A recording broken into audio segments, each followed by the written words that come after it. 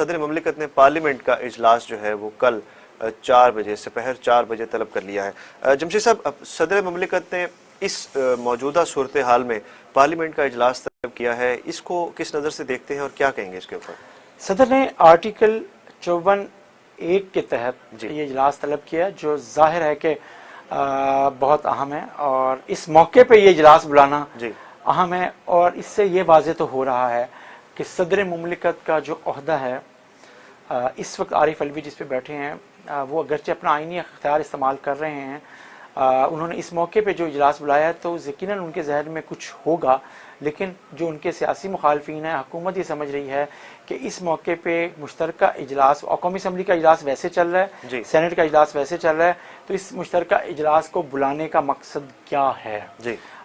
یقیناً اس میں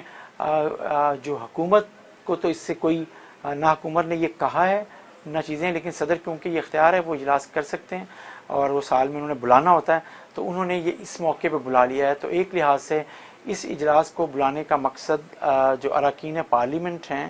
ان سے ان کا ایک خطاب بھی ہوگا، اور اس پارلیمنٹ کے مشترکہ اجلاس میں ضروری جو قوانین ہو سکتے ہیں حکومت میں بھی اسے پیش کرے۔ لیکن ہم بات یہ کہ کیا مسلم لیگ نواز اور اتحادی جماعتوں کے ساتھ ساتھ اب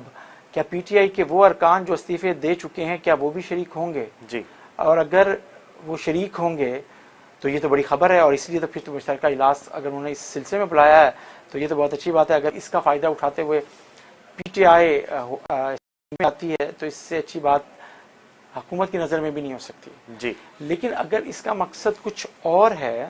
اور اس کا مقصد پی ٹی آئی کو لانگ مارچ ان کا وہ پہنچ رہا ہے آج اسلام آباد،